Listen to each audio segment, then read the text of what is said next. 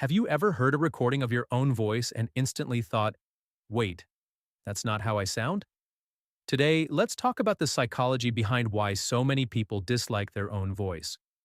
When you speak, your voice reaches your ears in two different ways. First, through the air, the same way everyone else hears you. And second, through vibrations traveling through your bones and skull. Those bone vibrations add depth and richness to your voice, which means the version you hear in your head sounds deeper and fuller than it actually is. But when you listen to a recording, that version disappears. For the first time, you're hearing your voice exactly the way the world hears it. And that's where the discomfort begins. Your brain has spent years building an expectation of how you sound. So when reality doesn't match that expectation, your mind experiences psychological conflict, what researchers call cognitive dissonance.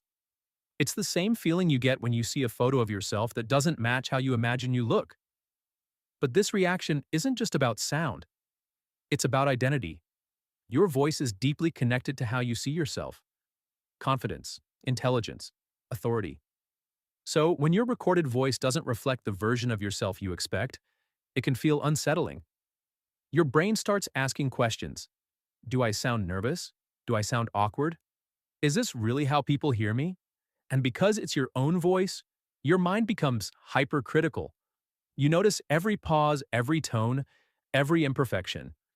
Meanwhile, the people listening to you aren't analyzing your voice at all. They're focused on your words, your meaning, and your presence. For many people, this discomfort is also linked to past experiences. A comment, a joke, a moment of being judged.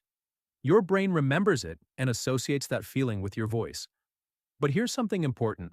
Studies show that people who regularly hear their recorded voice, like actors, singers, and broadcasters, gradually become comfortable with it. Not because their voice changes, but because their brain adjusts. Psychologists call this the mere exposure effect. The more familiar something becomes, the less threatening it feels. So the truth is this: there's nothing wrong with your voice. The voice you hear on recordings isn't a bad version of you. It's the real one. And the reason it feels uncomfortable is simply because your brain isn't used to hearing yourself the way others do.